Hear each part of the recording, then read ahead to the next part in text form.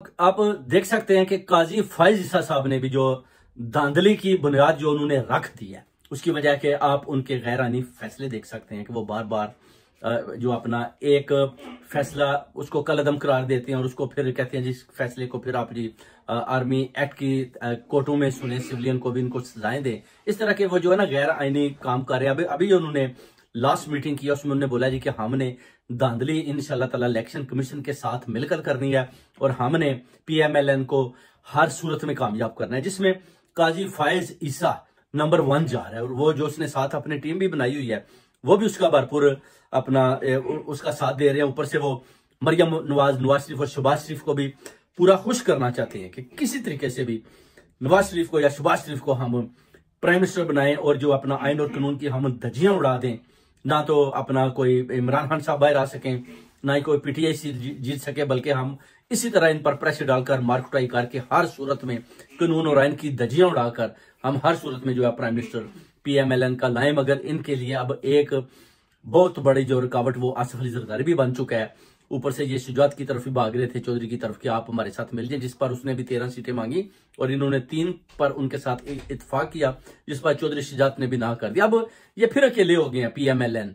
उसके अलावा अब सिर्फ और सिर्फ ये बनना चाहते हैं अपना जो है एस्टेब्लिशमेंट के जोर पर, उनकी गोद में ये खेल रहे हैं कि चलें जी हाँ आपने हमें बनाना है। तो बेसिकली तो उन्होंने ही बनाना है, जैसे काकड़ साहब बने हुए हैं, मगर ये ऊपर से काजी फाइज ईसा साहब भी पूरी आइन और कानून की धज्जियां उड़ा रहे हैं। और इन्होंने क्या करना है कि बैलेट पेपर ले आने हैं, लोगों की मार कुटाई करनी है, खुद ही इन्होंने ठप्पे लगाकर वोटिंग करवा लेनी। अगर कोई पूछने आएगा जी कि मैंने तो वोट डाला नहीं, तो ये बोलेंगे जी कि उसकी मार कुटाई करेंगे और बोलेंगे कि आपका वोट डल चुका है, आपने डाल दिया। तो इस तरह की जो है ना धांधली का पूरा प्रोग्राम बन चुका है इलेक्शन कमीशन के साथ भी।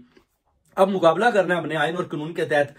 सरदार लतीफ खोसा साहब और शेर अफजल मरवर साहब ने मिलकर ओवरसीज कम्युनिटी ने भी पूरा ध्यान रखना है कि 8 फरवरी को अगर इलेक्शन होते हैं तो हमने भी मेक श्योर करना है कि पीटीआई इमरान खान साहब की जो जमात है वो 2/3 अक्सरियत से जीते और जीत कर सामने और इमरान खान साहब को दोबारा प्राइम मिनिस्टर की चेयर पर बिठाया जाए, ताकि वो आइन और कानून के मुताबिक दोबारा फैसले करें और पार्लियामेंट में जो अपना उन्होंने जिधर से वो सफर छोड़ा था उधर से उनका सफर का आगाज और पाकिस्तान को तरक्की की राह पर गामजन करें।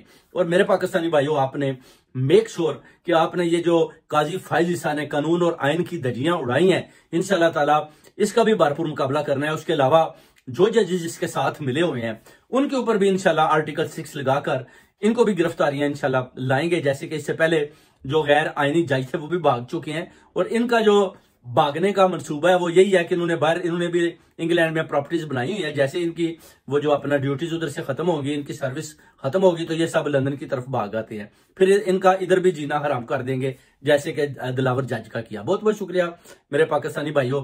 आपको देखना पड़ेगा काजी फाइज ईसा के जितने भी फैसले हैं ये गैर आईनी है, गैर कानूनी है और ये इमरान खान साहब के मनफी जाते हैं और नवाज शरीफ और मरियम नवाज और शहबाज शरीफ के हक में जाते हैं।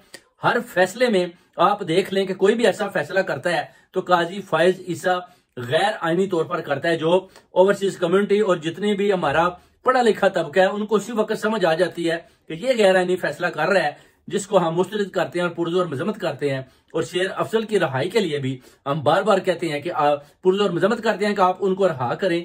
16 साल के जज और एक हाई कोर्ट के वकील को आपने गैर आईनी और 3 एमपीओ की अपनी वजह से आपने उनको हिरासत में लिया हुआ है, जिसकी पूरी ओवरसीज कम्युनिटी भरपूर मजम्मत करती है। बहुत बहुत शुक्रिया भाइयों, आपको तस्लीम हैदर का।